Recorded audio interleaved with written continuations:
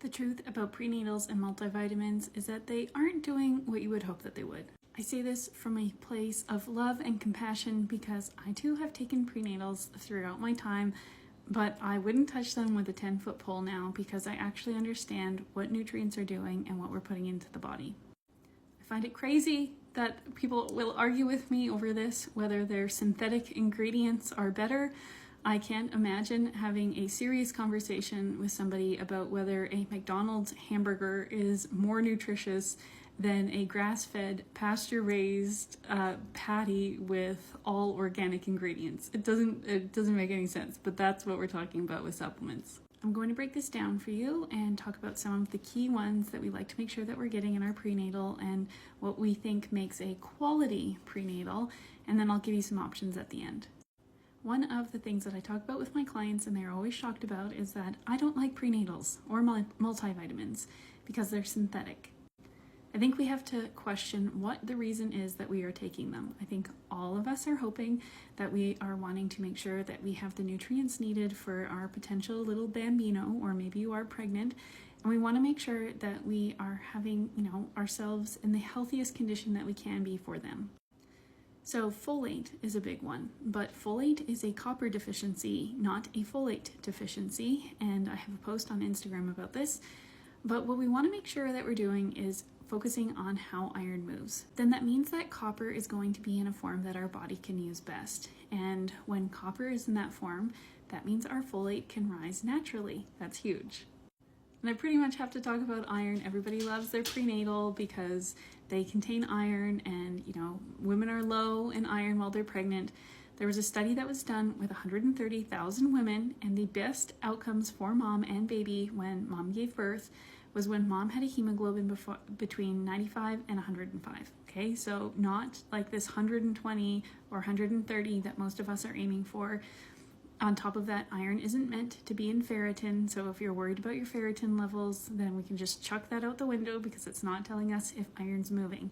Iron moving and iron levels are two completely different things, and if you're fixated on iron's level, then you're missing the complete point of what I'm talking about.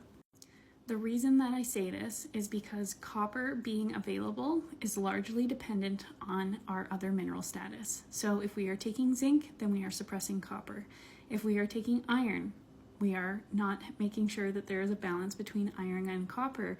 And in order for iron to move through the body, we need proper copper levels, just like we need a sufficient amount of vitamin A in order to move it. That's why vitamin A and copper are really, really important for conception and while you're pregnant.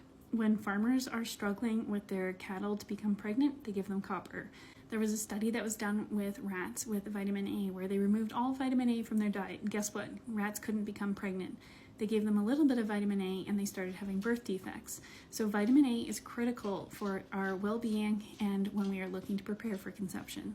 A huge issue with these supplements is that they are man-made. So there is a complete difference between when I'm talking about cod liver oil, oyster powder, or beef liver, because those are natural ingredients. When we are talking about man-made ones that are synthetic, and I don't have to name a whole bunch, whether that's like a blood builder or multivitamin or prenatal, we are talking about synthetic ingredients that has been formulated in a way where we think that we are smarter than Mother Nature, and we are not. There is a specific ratio that we need in order to absorb these nutrients best. And on top of that, I am modest enough to admit that there are other things at play that I have no idea about, and they impact our body's ability to absorb these nutrients properly. There is no way that we can ever compete with, say, beef liver or oyster powder because they're made in a ratio and they have nutrients that are there in order for them to be absorbed best. So if you're looking for a prenatal, you're looking to help with conception, go for a whole food supplement like cod liver oil, like beef liver, like oyster powder, and where you source them from matters because all of them are not made equal.